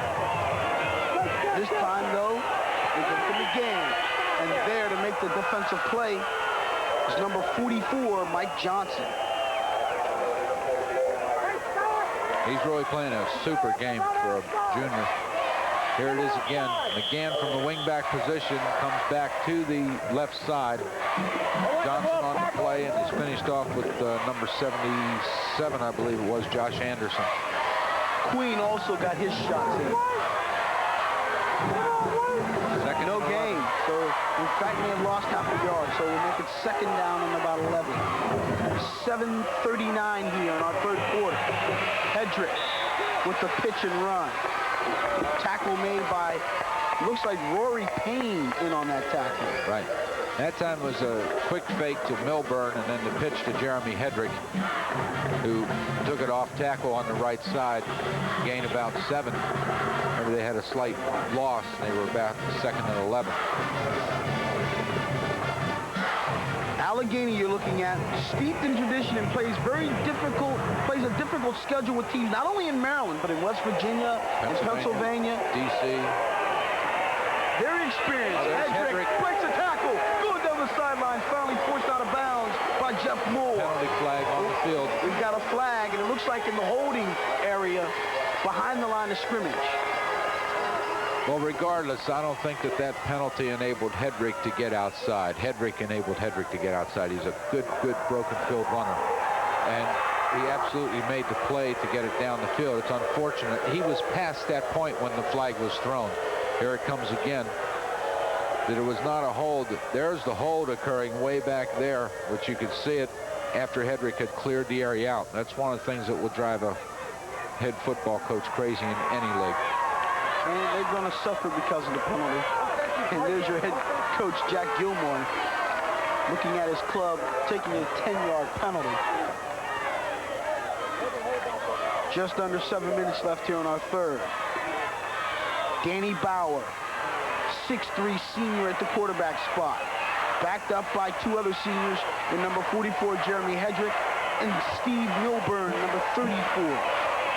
Counter play on the wing. And this time he gives it to another senior in Scotty McGann, who breaks 1 tackle to get past the line of scrimmage. but eventually is brought down by Jeff Moore. Generally a little clue for people. Watch the guards, and here you can see them pulling across. The play goes with Hedrick across, but the guards pulling back will indicate the flow is going to come back the other way. McGann gets tripped up and eventually taken down for the loss, but yet Corpenning was pulling on that play from the front side and leading it. For those people who really want to learn how to watch football, watch the play of the offensive guards that are generally to give you the direction. 4th down and 16, and Allegheny will punt the ball. Takes a Middletown bounce. Is finally down close to the 40-yard line, where the Knights will take over 1st and 10. This will be their second possession of the 3rd quarter. And, you know, they really had a good drive going on the first possession downfield. The only thing, they stopped themselves with the 2 incomplete passes. I would have liked to have seen them continue to either throw a little bit shorter or keep their running game going. On the other hand, Allegheny was stopped by the holding penalty that Hedrick had gotten the first down. Then they had to come back, and then they ended up punting. So here we go. 32-yard punt. Puts the ball just shy of the 40-yard line.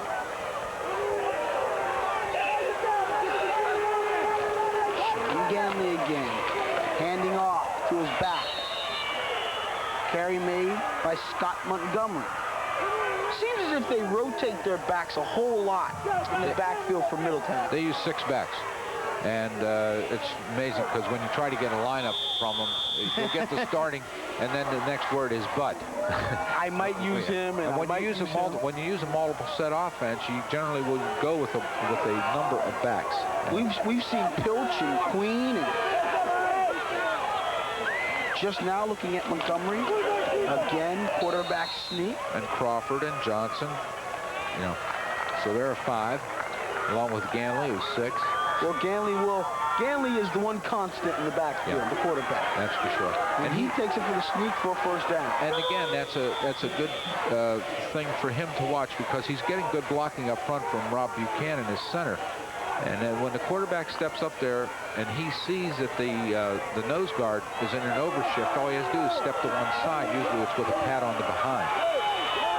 In Camper territory is Middletown.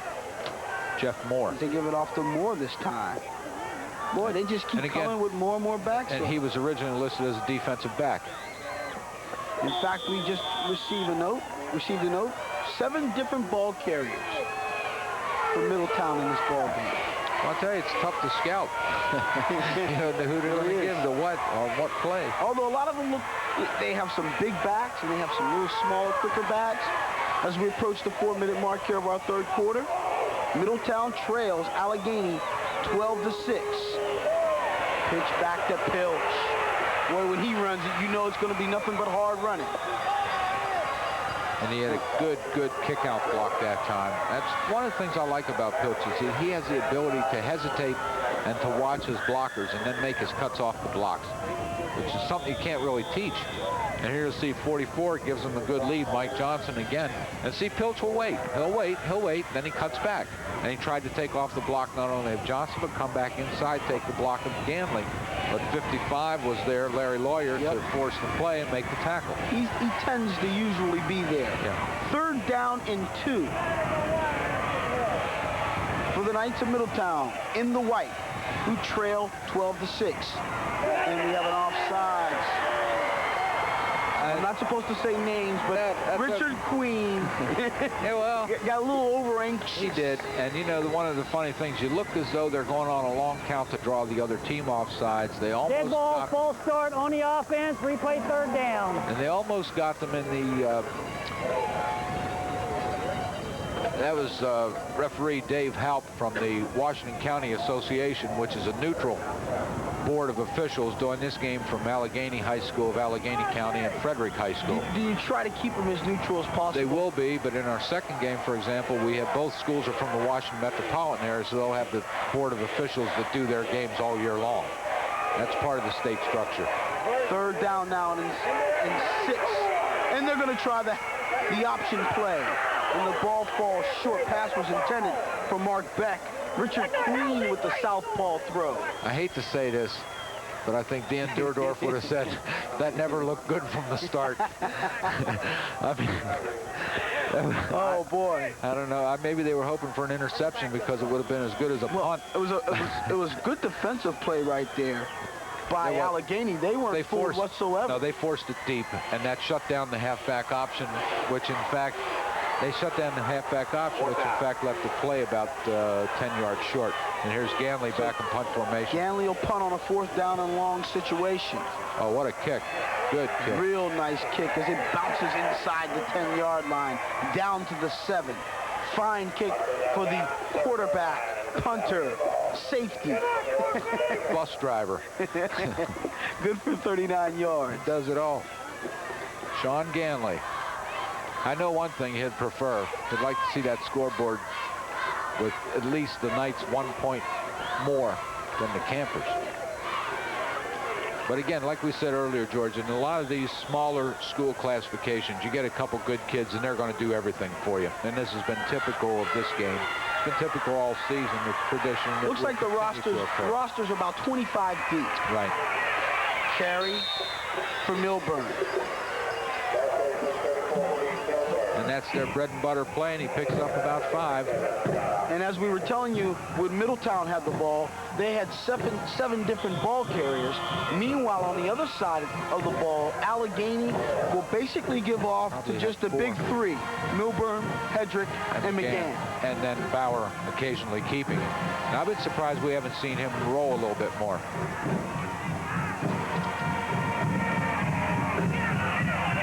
Jeremy Hedrick giving off to Hedrick. And on a 3rd down and 6, he maybe picks up 2 yards. Give him 3, it'll be 3rd and 3. And big play that time with Anderson, number 77, and Payne, number 78. We've been calling those names a lot. And Chumbras, again, they've been very, very key. There's the Middletown coach sending in the signals. Outstanding football tradition here at Middletown. And last year's team had a lot of players that had high academic achievements. That's one of the things that Coach Tim Ambrose really was very, very proud of. McGowan with the carry. Takes it out for a 1st down. He indicated, I think it was that last year's team had 3 of the players were president, vice president, and treasurer of the National Honor Society, and those kids have gone on. Some of them are playing ball, but they're, I think, at Virginia, Notre Dame, Maryland, Air Force Academy, and he's very, very proud, as proud of the academic achievements of these kids as he is their football achievement. We know how key that really is. Again, this time it's Milburn with the carry. Tackle made by Rory Payne again. 78. But Milburn continues to pound out those 3- and 4-yard carries.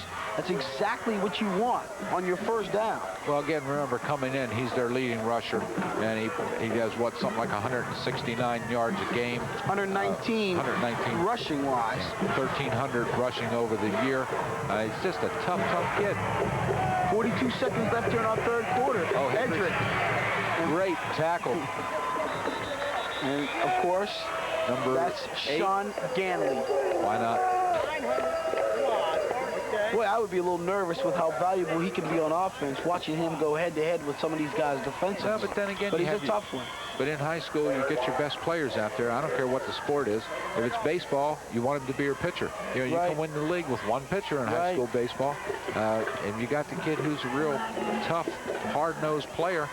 Well, you got to play him out there at safety. You got to play him at quarterback. He's got to be in the game almost every play. You just hope he doesn't get hurt. Are those the guys that you also are trying to recruit to come out and wrestle a little bit? Oh, yeah, absolutely. They'd be on my team if I could get them to come out. We've come to the end of our 3rd quarter. Score hasn't changed since half. Allegheny still holding on to a 12-6 lead. Back with 4th quarter action after this.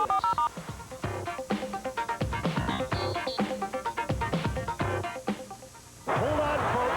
Buckle up. The Bulls win! Barkley for 3! Oh,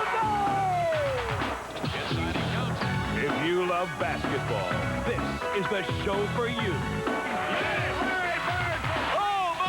The plays of the week, player profiles, and magic moments from the past. It's all in NBA Action. Don't miss NBA Action Tuesdays at 10 p.m. and Wednesdays at 11:30 p.m.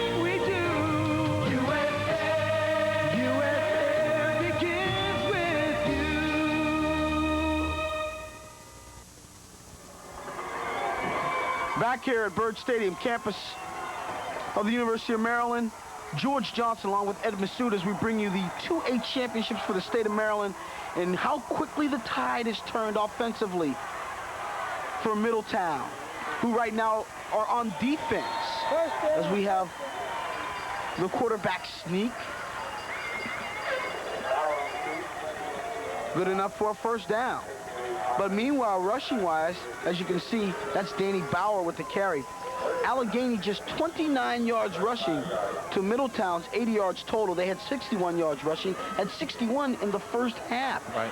But we also have to be aware of the fact that Middletown also controlled the ball a whole lot more in the third quarter. That's correct. And no turnovers. That's the other thing. Up the middle, giving it to Milburn. And Milburn picks up 2 yards, 3 yards on the carry. It'll make it second down and 7. Milburn led his club in scoring this year with 104 points. Yeah, what's that? Something like how many touchdowns is that? I'm trying to see. It's a whole bunch. It's a whole bunch.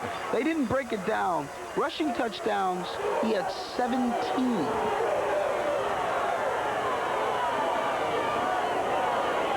Again, Milburn, Pilch with the initial hit. He breaks, though, 2 tackles before being driven out of bounds.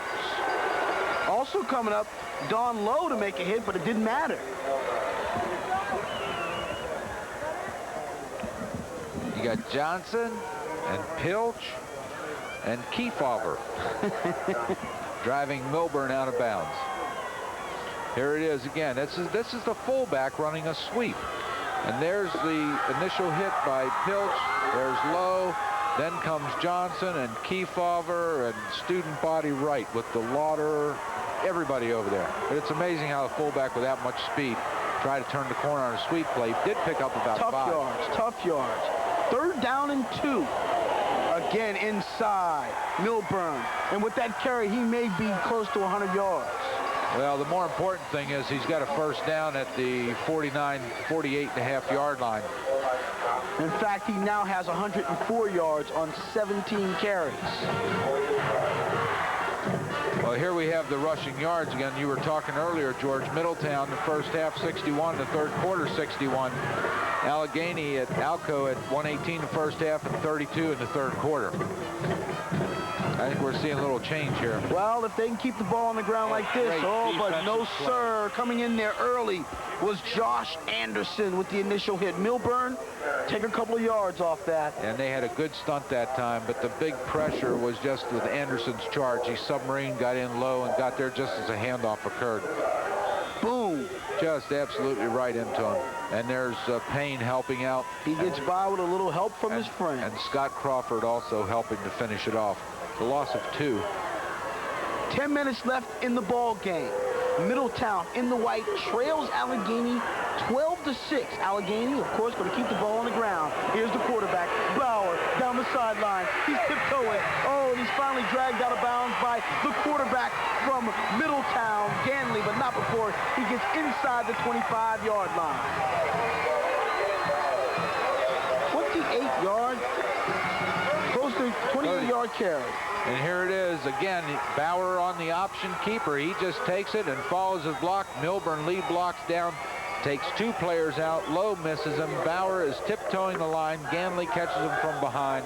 Lauder shuts it off in the front. 30-yard run by Danny Bauer. I think that just evened out some of that second half yardage. This is a key drive for Allegheny. Both teams keeping it on the ground, which means the clock continues to run. And of course, as far as Coach Gilmore, that's fine. As long as his team has the ball and the clock's winding down, that's exactly what he wants to occur. On the other hand, Tim Ambrose is going to hope to get a turnover, stop this play, work it back down the field, at least try to get another touchdown. Stevie Milburn with the carry. Good for a yard. Make it 2nd down and 9. Just when they start to key on Milburn, then Bauer tucks it in, or he pitches it to McGann, or he gives it to Hedrick. Fine call. But here he is again, the bread and butter. But he's dragged down by Jeff Moore. Again, Roy Payne made the initial hit at the line, but Milburn has the ability with that power and speed to keep going, and it forces people like Moore to have to come in, or forces somebody like Johnson, or forces the Lauder to come up, because Milburn just keeps the legs churning. That's one of the things you want to teach the young kids when they're playing ball. You keep the legs moving, keep the body lean forward, and just watch Milburn on these runs, because he does that very, very well. 20 rushes, 110 yards, 2 touchdowns, 5.7 average. That's a career for a lot of people. Here we are in the 4th quarter with 8.5 left to go. Again, giving it to Milburn. He just churns out the yards.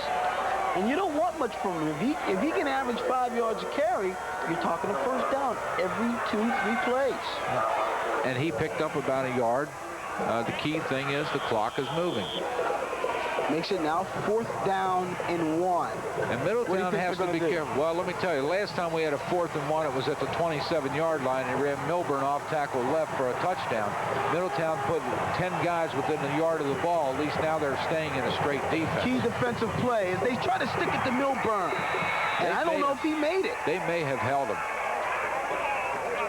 That time they ran from a full house deep backfield. Looked like the handoff.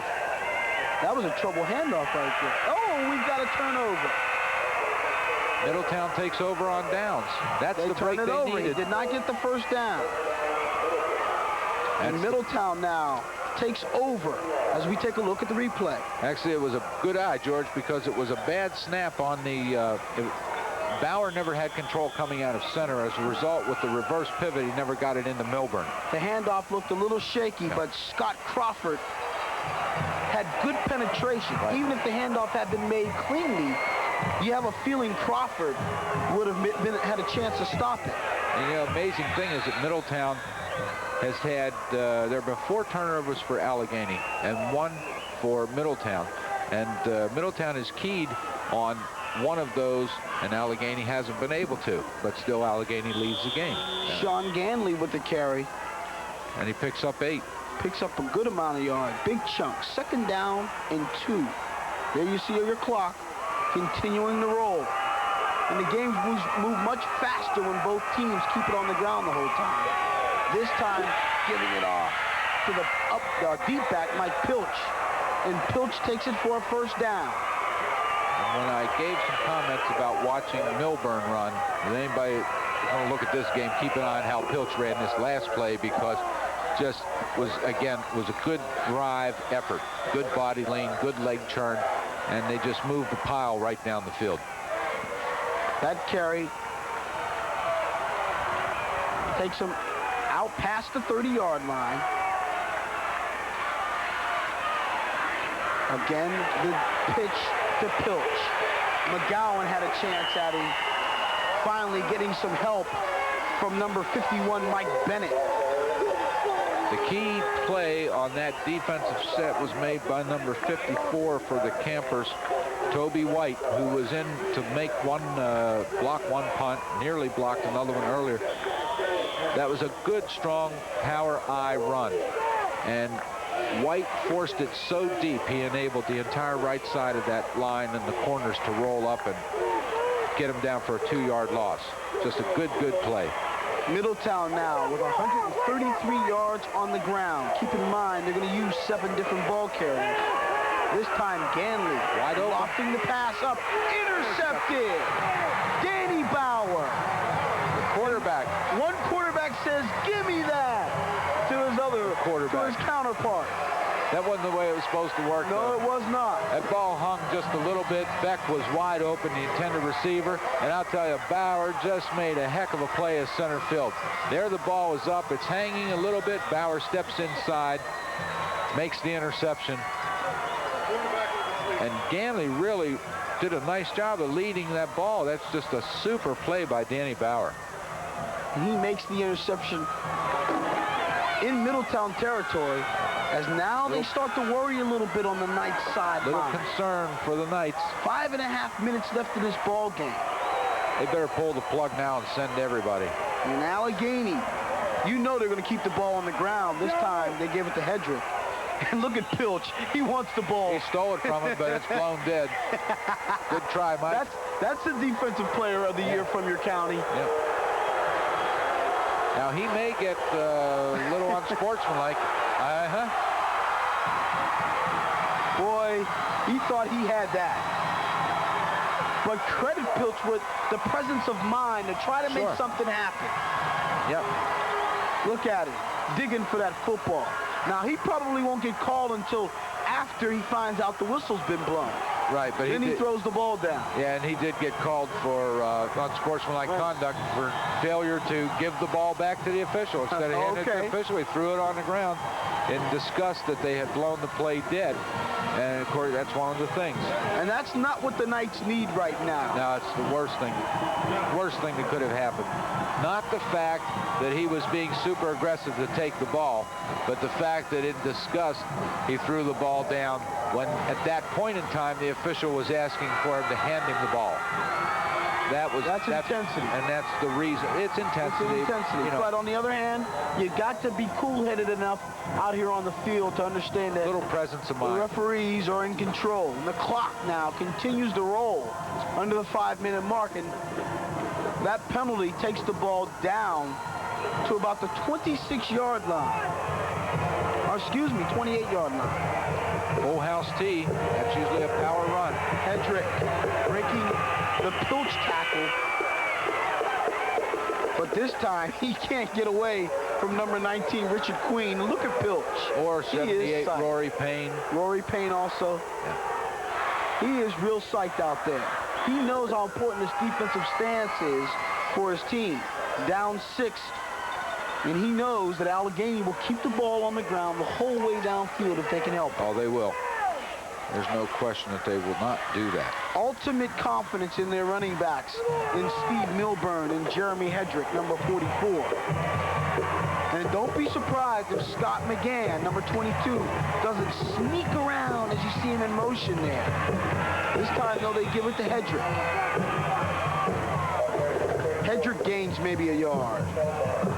And Milburn on the carry. Or excuse me, Milburn. He was stopped by student body right.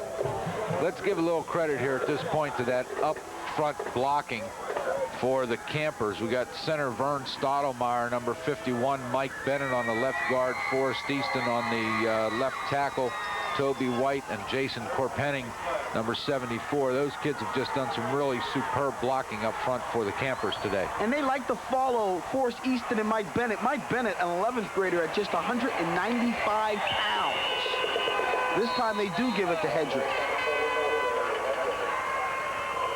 And Hedrick carries it for another yard, maybe yard and a half. And we have a timeout by the Knights with 3:15 remaining. So now the Knights trying to find a way to be able to stop this Allegheny club, which is 3 minutes and 15 seconds away from claiming its 6th state title. Right.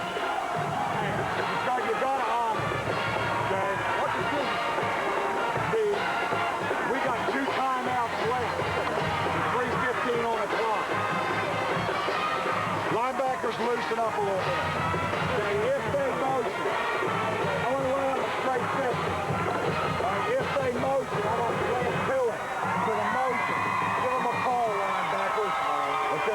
defensive end, both of you box step. Okay? Make it happen. Come on, let's go, guys. Come on now. 3:20 to go.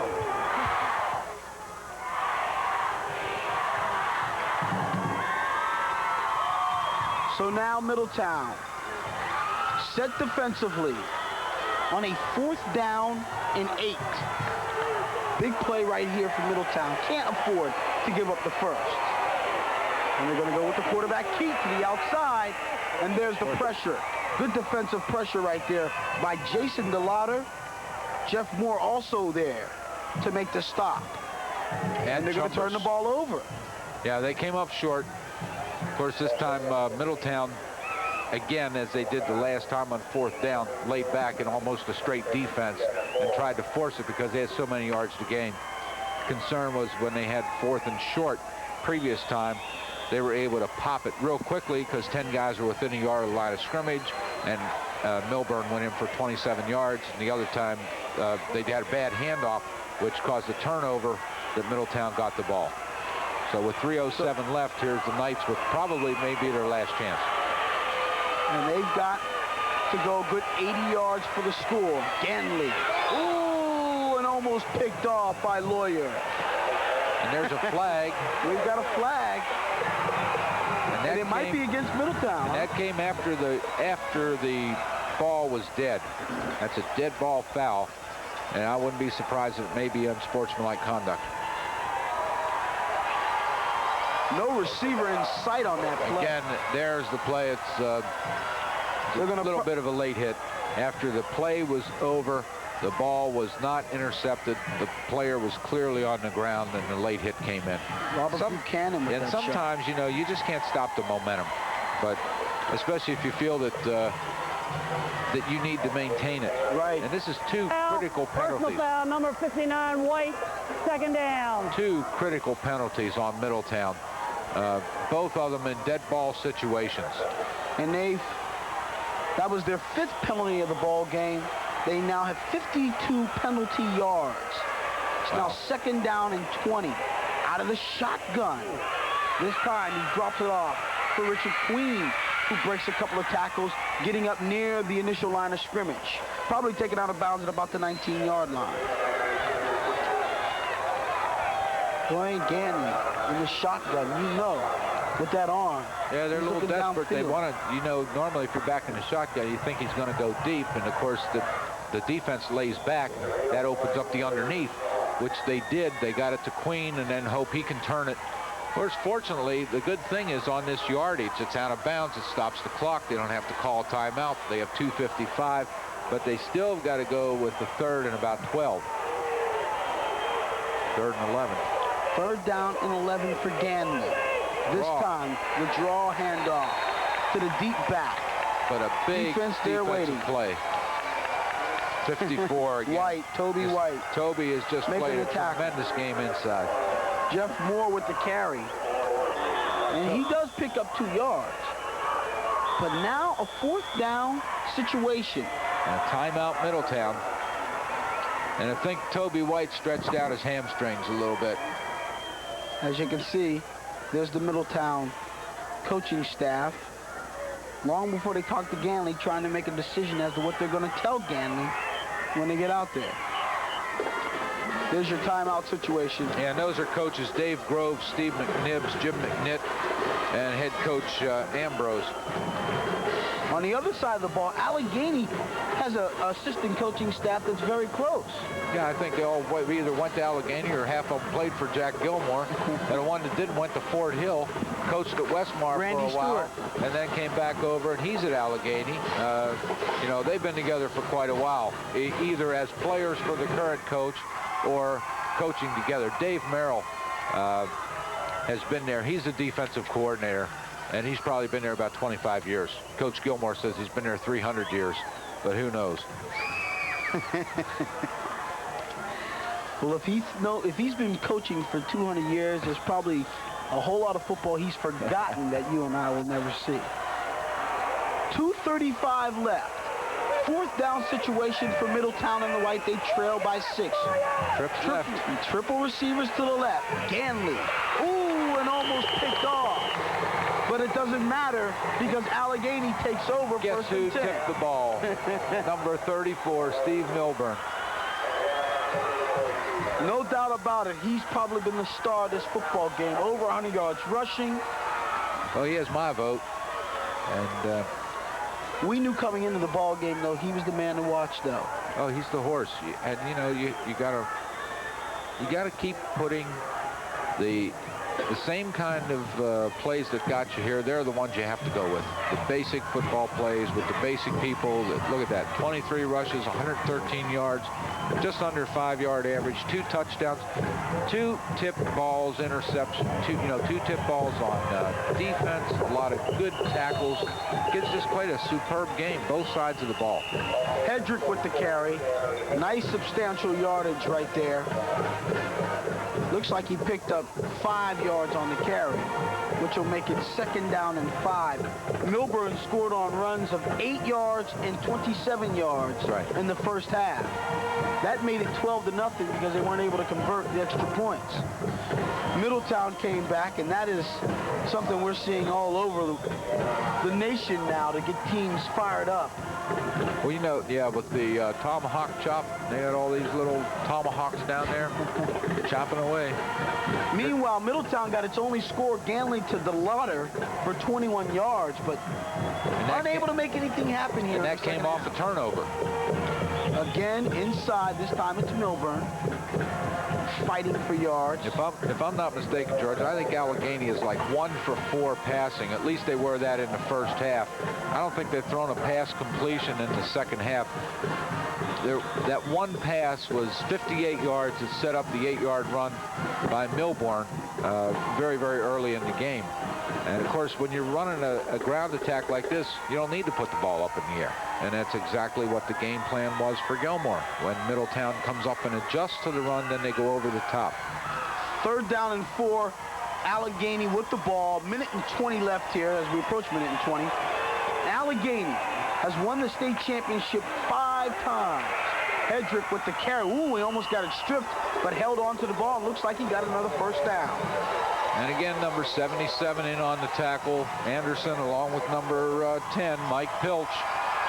And they're starting to feel it here at Byrd Stadium. Allegheny, who's won 5 championships, 79, 80, 83, 80, and 89, as you see Hedrick running with the ball.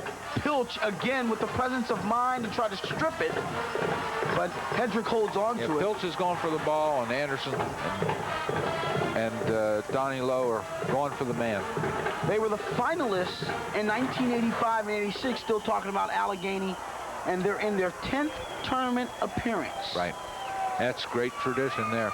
Middletown, on the other hand, is they won the state championship here, and they were, I think, in their 4th state tournament appearance. And we had a penalty flag on that play for delay of game. And of course, that's another good call because... But also from the point of the infraction. So now it makes it a 1st down and goal on the 15. Right. Plus you used up the clock, and you're trying to kill the clock. 47 seconds left. Now they're just going to fall on the ball as the quarterback, Danny Bauer. Again, Danny Bauer, Scotty McGann, and Steve Milburn. The backfield, that's 22 McGann, 15 Bauer, and Milburn, number 34, have been together since they were 7 years old. 7 years old. 7 years old? 7 years old. That's even longer. They've accumulated or amassed 221 yards on the ground. The Campers of Allegheny. With 50 running plays. 50 running plays. Yeah. And that's just incredible. Because I know that in the first half, I think they had something like 25 runs for 118 yards. While the other team combined only had 22 plays, period. So they were running like 30 plays to 22, about 2-to-1. So that's a consistency, though, for Allegheny. 25 carries, 25 plays in the first, or 25 runs in the first, and 25 runs here in the second. Milburn, 114 yards on the ground, while Hedrick has picked up 55 and Bauer 46. And now we get a chance to see. And Bauer got most of that on that 30-yard keeper play. Right. One of the things I want to do is thank Chris Hall behind. He's doing our stats for us. Just done a fantastic job. Chris Hall's done a great job. Thanks again, Chris. Now, last week up at Cumberland, they gave Coach Gilmore a little Gatorade bath. I hope they don't do that tonight. Again, just falling on the ball. And with no timeouts remaining now. No timeouts at all. Middletown. Allegheny is on its way to its 6th state championship. Right. And that's matched only by, I believe, Springbrook High School in the 4A. With old Bob Malloy, who we've seen here on Home Team Sports, win it a couple of times. That's right. And that'll do it with 3 seconds left on the clock. Allegheny wins state championship number 6.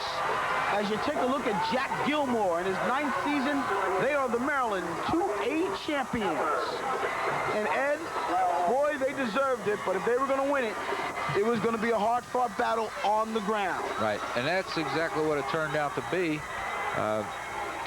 We knew coming in that Coach Ambrose was concerned about stopping Milburn, and if they couldn't stop Milburn, their chances of winning were going to be very slim. They were not able to contain him. At the point where they were able to contain him inside, then they turned him loose outside. When Milburn seemed to be under control, then they gave it to Hedrick, and they just continually kept churning away. Even though the Campers had 4 turnovers, they still were able to play a little tougher ball. They couldn't get anything out of the turnovers that they got from Middletown, and as a result, Middletown capitalized on only one turnover for its one and only touchdown. And if you're going to hug a man, that's the man you want to hug, Steve Milburn, as he led this club to a 2A championship. And Larry Lawyer right there had just those interceptions, 2 tips, and really played a super defensive game. We're going to wrap things up when we come back from this commercial break.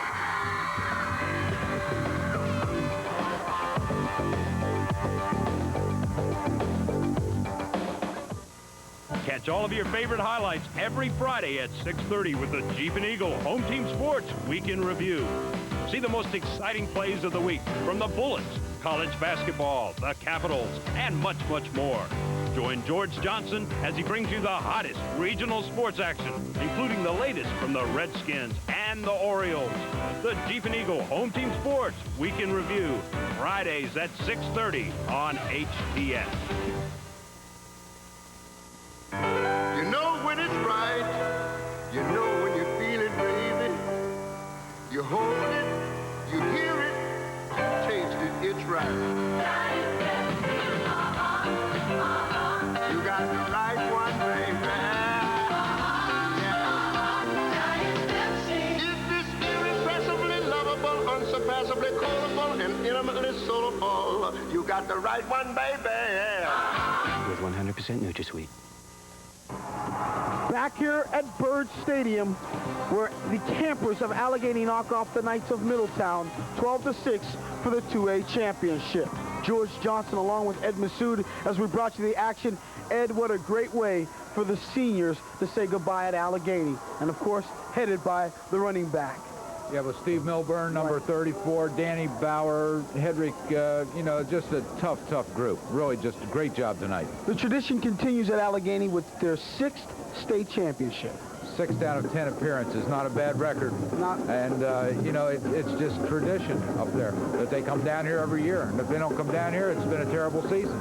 Well, that'll do it here from Byrd Stadium. Once again, Allegheny wins the 2A championships for the state of Maryland by knocking off Middletown by the score of 12-6.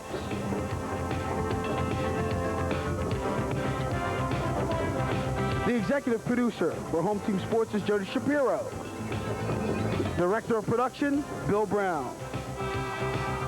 Today's game has been produced by Sam Green and directed by Chris Glass. Technical director has been Jim Dorsey. And our head engineer is Daryl Coleman.